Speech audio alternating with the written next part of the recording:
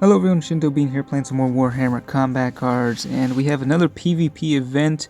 Everything is at max level, we got 300 points, and cut off the head for the modifiers.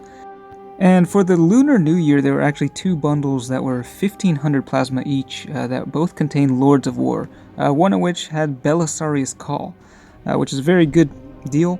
This warlord is currently the strongest one in the game. I think they released some stats and he had the highest win rate.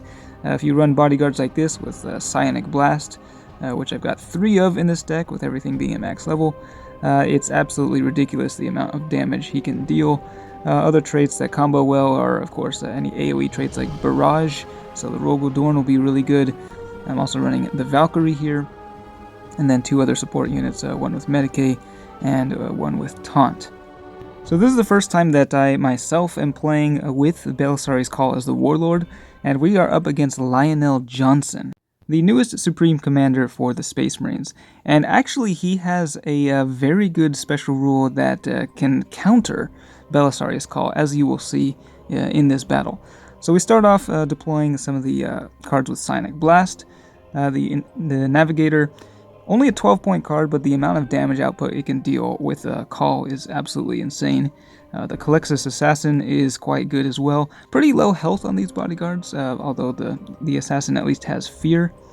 They're running some pretty typical, powerful, legendary Space Marine bodyguards, which normally would be able to destroy most decks, I think. They're dropping a healer as well to keep them above the threshold so that they get to attack first on my turn. And we got the priority threat, so Mephiston on their side, and the Calexis Assassin on mine.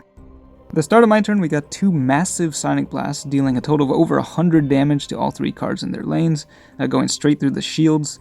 And then we also get the healing from Cawls, the second part of his special rule, so 10% of the base health is healed on my cards at the start of my turn, so pretty massive amount of damage dealt. They do counter with a pretty powerful melee attack. And here we just drop the bodyguard with Taunt. We'll see the Psionic Blast trigger once again. Boom, 67 damage. And then 42 damage from the Imperial Navigator, taking out the healer. And Mephiston is already very close to dying. He's still attacking first on my turn, though. So he's down to 41 health. There's pretty much no way he can survive now. He's gonna be taken down by the Psionic Blast, actually, which is pretty huge because then that gives me a massive attack buff before I even get to attack on my turn. The Navigator is getting very low on health, though. Go ahead and drop the 3rd Psionic Blast Inquisitor over in the left lane. So he's actually going to take down Mephiston, but that activates the Death Blow, which then kills the Imperial Navigator before it can attack.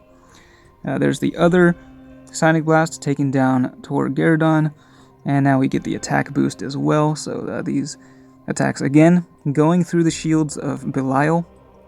Normally a very tough bodyguard, but in no time he is nearly dead. Now at this point I decide to drop the Valkyrie.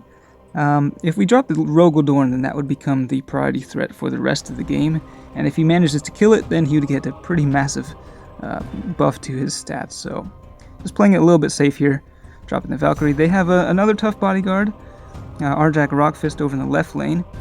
Now this is where things start to get a little interesting. So we got the priority threats changing on both sides. Massive melee attack there, coming pretty close to actually killing bringing the Valkyrie down to lethal range. But here, at the start of my turn, before the Psionic Blast triggers, they actually get an extra attack, killing the Inquisitor. That is from Lionel Jonson's special rule, so that prevents that Psionic Blast from actually triggering. We still do get the 2nd Psionic Blast from the Calexis Assassin, though, and here decide to go Psychic. But this is where Lionel Jonson can really counter anything with Psionic Blast, actually, in particular. I did slow down the game speed here so we can just see things, because things start going real crazy here. And at this point I actually didn't even realize that they still have 1 bodyguard remaining, and it was Apothecary, so some pretty big healing here. The Rogodorn gets its Precision Barrage, dealing 108 damage through both of those shields. So yeah, Jonson already very low on health. They do get the healing from the Apothecary, but the shields just do nothing against Cawl. It is their turn, though.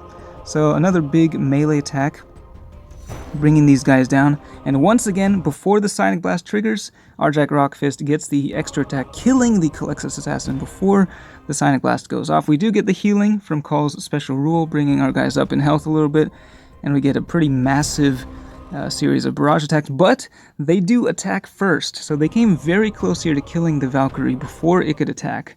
But luckily it did survive, and then we killed Arjac Rockfist, getting us the extra attack boost, and then being able to take down Lionel Jonson. So pretty crazy end to the game there. Of course, I didn't even have to deploy my Warlord, Cawl himself, who's quite strong as well.